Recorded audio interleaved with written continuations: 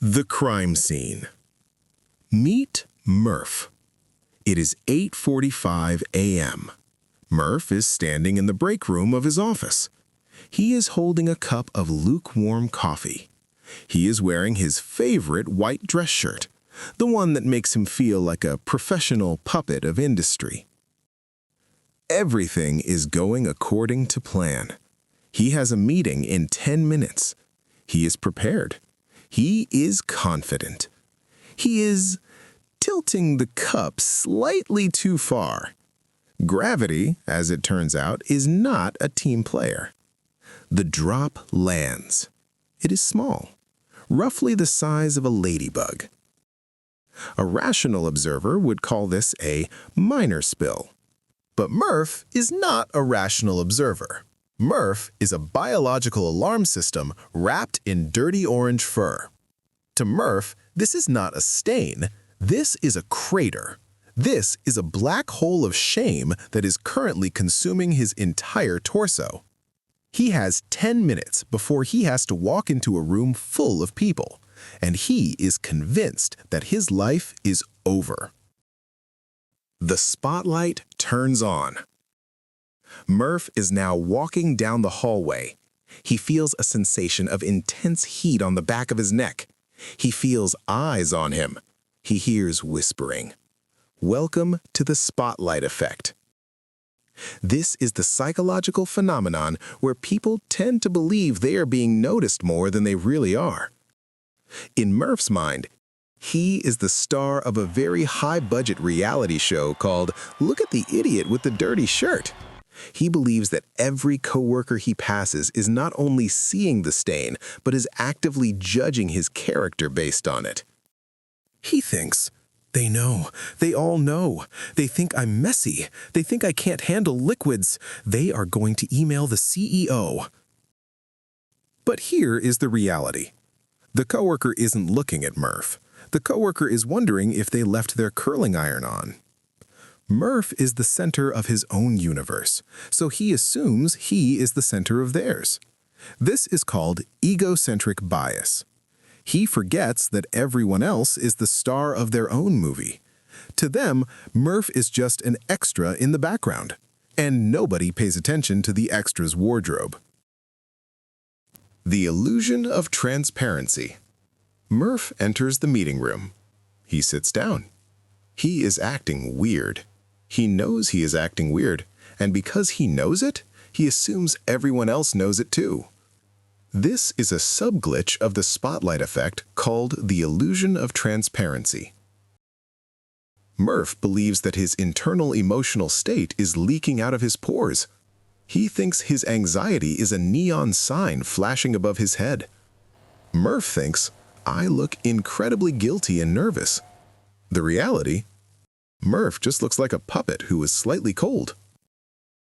Because Murph feels the prickle of anxiety, the racing heart, the sweaty palms, he overestimates how visible those signals are to others. The person across from him isn't thinking, why is Murph hiding his chest? They are thinking, I hope this meeting ends before the cafeteria runs out of tacos. But Murph can't read their minds. He projects his own thoughts onto them. He is essentially writing fan fiction about his own humiliation. The evolutionary stakes. Why does Murph's brain do this? Why does a 3mm coffee stain trigger a fight-or-flight response? We have to go back to the tribe. For Murph's ancestors, social standing was currency.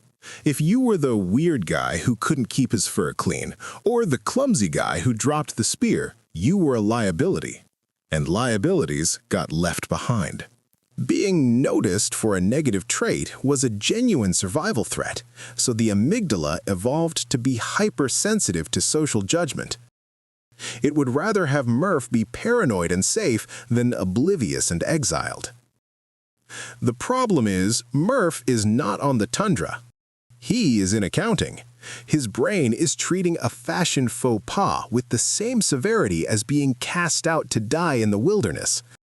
It is a massive overreaction, like calling the SWAT team because you saw a spider.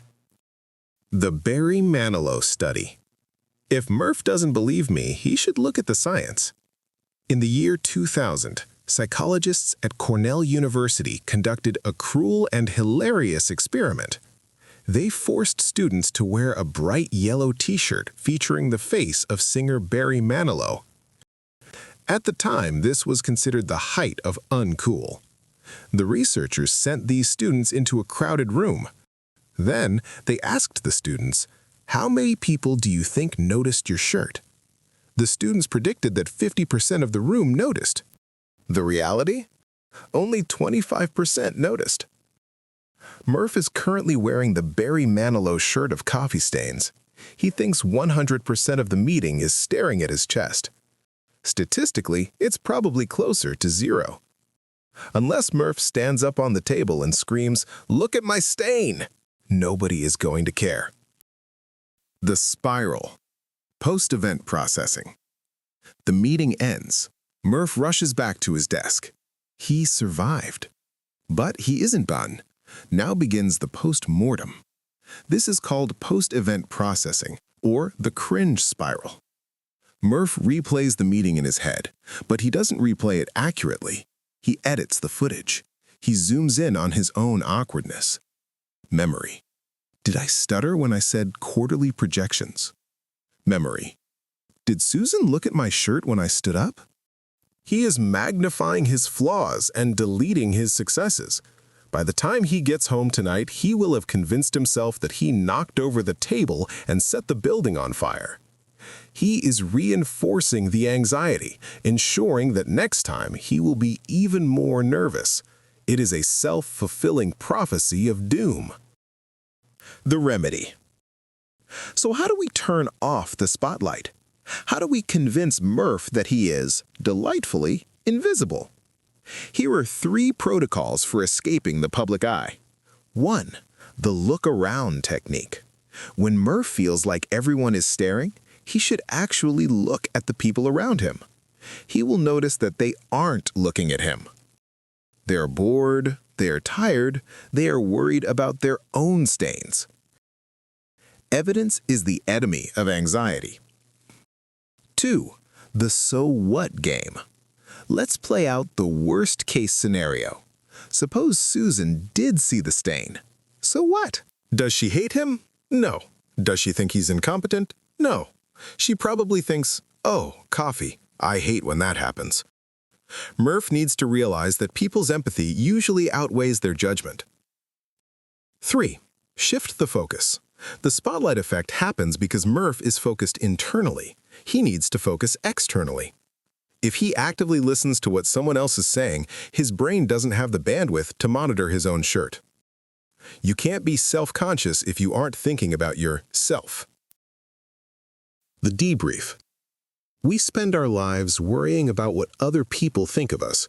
We curate our clothes, our words, and our social media profiles, all to impress an audience that, for the most part, isn't watching. This sounds depressing, but it is actually the most liberating truth in psychology. If nobody is watching, you are free. You are free to have a bad hair day. You are free to trip on the sidewalk. You are free to spill your coffee. Because at the end of the day, everyone is too busy directing their own movie to worry about the blooper reel of yours. Go home, Murph. Wash the shirt. Or don't. Literally no one cares.